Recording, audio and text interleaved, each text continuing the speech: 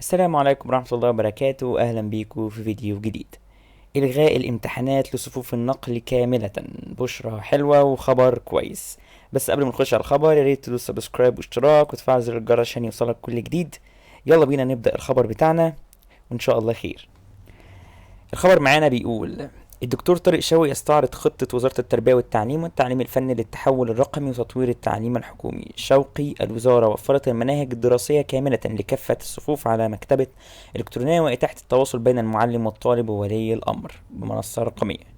شوقي: تأجيل الاختبار التجريبي للصف الأول الثانوي حتى 5 أبريل المقبل. طبعا الصف الأول الثانوي كان ليه امتحان تجريبي اتأجل ل 5 أبريل المقبل، وإجراء اختبار تجريبي للصف الثاني الثانوي في نفس الموعد.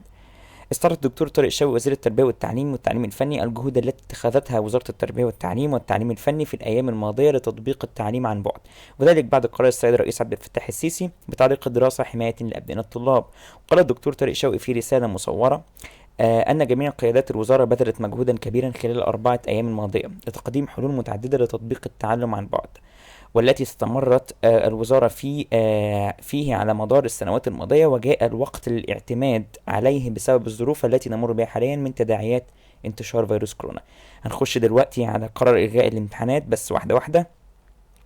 وأضاف شوقي أن الوزارة وفرت مكتبة إلكترونية بجانب بنك المعرفة المصري لمساعدة أبنائنا الطلاب على المذاكرة، تضم مختلف المناهج الدراسية الكاملة للصفوف بداية من رياض الأطفال KG وصولا إلى المرحلة الثانوية باللغتين العربية والإنجليزية، متاح لجميع الطلاب وأولياء الأمور والمعلمين الاطلاع عليها من خلال الرابط ده هسيبكم لكم في الوصف إن شاء الله على موقع طباشير. وهسيب لكم كمان المناهج كلها على موقع طباشير، فما تنساش تخش على الموقع بتاعنا. يلا نكمل. إن هذا الموقع يضم محتوى علمي رقمي هائل لكافة المراحل التعليمية، فضلا عن استخدام الوسائط المتعددة، الفيديو والصور وأفلام وثائقية لشرح الدروس المختلفة، فضلا عن إتاحة حوالي أكثر من 80 قاموس ومعجم للاستخدام وكتب موسوعة الفراشة. كما يوجد أيضا محتوى متعدد التخصصات لسنوات ونظام التعليم الجديد اللي هو 2.0 اللي هو الجديد بتاع كونكت وكونكت بلس والمناهج اللي هي الجديدة دي. طيب، طبعا هو بيتكلم هنا عن ازاي نخش على المكتبة دي. آه وكمان بيتكلم ان هو توفير منصة إلكترونية للتواصل بين الطلاب والمعلمين خلال الفترة المقبلة، حيث استطاع ما يقرب من 22 مليون طالب موزعين على ما يقرب من 55 ألف مدرسة انهم يقدروا يتواصلوا مع المعلمين عن طريق المواقع الاونلاين دي. ان شاء الله هنسيب لكم برضو الروابط زي ما قلت لكم اسفل في الديسكربشن. الايام المقبله ستشهد نشر العديد من الفيديوهات التي توضح لابنائنا الطلاب كيفيه استخدام المنصه الالكترونيه. يعني الفتره الجايه ان شاء الله هنتابع إن ازاي المنصات دي هنستخدمها وفيديوهات تعليميه عن المنصات دي. ف ان شاء الله هننزلها احنا اول باول في القناه، فيا ريت تدوس اشتراك وسبسكرايب ما تنساش ده. طيب، نخش بقى على الجزء المهم بتاع الامتحانات. وفيما يتعلق بامتحانات الطلاب في نهاية العام، أوضح الدكتور طارق شوقي وزير التربية والتعليم الفني مرحلة رياض الأطفال KG1 و KG2 والصفين الأول والثاني الابتدائي، حيث يتم تطبيق نظام التعليم الجديد 2.0. سيقوم معلمي هؤلاء الطلاب بإعداد تقارير أداء للطلاب، ونطالب أولياء الأمور بالتأكد من استكمال الطالب للمنهج المنشور على المكتبة الإلكترونية والمنصة والاستفادة من الدليل الإلكتروني المنشور به. يعني إيه؟ يعني KG1 KG2 مع الصف الاول الابتدائي الصف الثاني الابتدائي دول ملهمش امتحانات وهيكون لهم تقييم مش اكتر. يعني المدرس بتاع الفصل بتاعهم هيقيمهم عشان يطلعوا المرحلة اللي بعديها، وغالبا المدرسين بتوع الفصل هيقيموهم كلهم ايجابيا. وبمعنى اصح ما فيش نجاح وسقوط، هم كلهم هيطلعوا المرحلة اللي بعديها. طيب، امال ايه بقى اللي ما فيهوش تقييم؟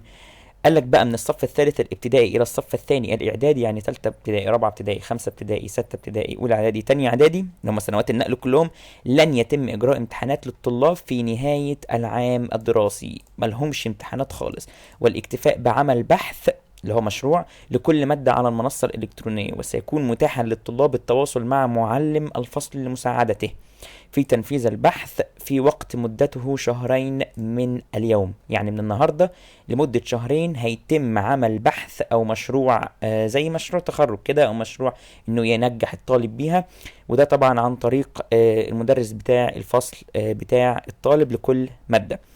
قال لك بقى ايه؟ الشهادات العامة والدبلومات الفنية سيتم اجراء امتحانات نهاية العام الدراسي الحالي في موعده كما هو معلن في الجداول التي اعلنت عنها الوزارة داخل لجان الامتحانات، مع اتخاذ كافة الاحتياطات والتدابير اللازمة لوقاية أبنائنا الطلاب داخل اللجان بالتعاون مع أجهزة الدولة المختلفة. وكمل: الصفين الأول والثاني الثانوي سيتم تأجيل الاختبار الإلكتروني التجريبي بدون درجات، اللي هو اللي ما فيهوش نجاح وسقوط ده، والذي كان مقررا عقده يوم 22 مارس الجاري ليكون في 5 إبريل 2020، يؤديه الطلاب من المنزل. كما سيتم إجراء اختبار تجريبي أيضا بدون درجات برضو للصف الثاني الثانوي في نفس التوقيت، كبروفة أخيرة لتجهيز الطلاب لاختبار نهاية العام. يعني بمعنى أصح أولى ثانوي وأولى تانية ثانوي هيتم امتحانه من البيت إلكترونيا عن طريق التابلت، ومش هيكون في درجات، تجريبي بس مش أكتر. ويتم إجراء امتحان نهاية العام الدراسي للصفين الأول والثاني الثانوي على التابلت من المنزل برضو، من المنزل برضو. سيتم تصحيحه إلكترونيا زي ما نزلنا قبل كده في القناة وانفردنا بالخبر ده أول ناس، إن أولى وتانية ثانوي هيمتحنوا من المنزل إلكترونيا والتصحيح هيتم إلكترونيا، وكانت المصادر الخاصة هي اللي قايله لنا الكلام ده. طيب نكمل. طلاب الخدمات بالصفين الاول والثاني الثانوي تم توزيع التابلت للطلاب وسيؤدون الامتحانات في نهايه العام برضه الكترونيا. وكمل بقى على نهايه طلاب المنازل برضه بالصف الاول والثاني سيتم تطبيق اعداد المشروعات البحث، يعني المنازل مش هيمتحنوا بتابلت ولا اي حاجه، هيعملوا بحث بس اللي هو مشروع. وذوي الاحتياجات الخاصة الصفين الأول والثاني الثانوي سيتم تطبيق نظام إعداد المشروعات برضو والبحث. كل ده هنشوفه في الأيام القادمة، عشان كده متنساش تشترك في القناة وتفعل زر الجرس عشان هيوصلك كل جديد من القناة بشأن المشروعات وازاي نعملها وازاي المنصات التعليمية دي هتشتغل. اما بقى عن الطلاب المصريين في الخارج سيتم استخدام المنصة الإلكترونية عشان يقدموا عليها المشروعات والبحث بتاعهم. طبعا في نهاية كلام الوزير التربية والتعليم الفني، وطبعا في نهاية كلمته أكد الدكتور طارق شوقي وزير التربية والتعليم الفني أنه لا نية لحذف أجزاء من المنهج، مطالبا أولياء الأمور بأبنائنا بضرورة الاعتماد على المناهج التي تبثها الوزارة طريقة المكتبة الإلكترونية والمنصة الرقمية واعتياد بأي مصدر وعدم الاعتماد بأي مصدر آخر، ذلك حفاظا على أبنائنا الطلاب. بس ده كان الخبر بتاعنا، خبر مفرح وخبر كويس لنا كلنا، يعني مفيش امتحانات والدراسة تبقى من المنزل. انت مطالب بس انك تعمل مشروع تخرج، وان شاء الله في فيديوهات جاية هنوريك ازاي تعمل الحاجات دي. وعرفت ان اولى وتانية ثانوي ليهم امتحان تجريبي 5 ابريل ويمتحنوا نهاية العام في البيت بالتابلت الكترونيا ويتم تصحيحها الكترونيا. وبكده اكيد المدارس مش ترجع تاني بعد اسبوعين. ودي الخطة النهائية وده القرار الرسمي من وزارة التربية والتعليم. ما تنساش الاشتراك والسبسكرايب واللايك، لان اول قناه هنا انفردت بالكلام ده كله، واول قناه قالت لك ان الحاجات دي هتحصل. فياريت تقدرنا وتدوس لايك وتدوس سبسكرايب عشان يوصلك كل جديد ويوصلك كل الاخبار اول باول. اللينك بتاع الموقع تحت اسفل بالديسكريبشن هيوصلك عليه كل المناهج وكل التطورات ان شاء الله.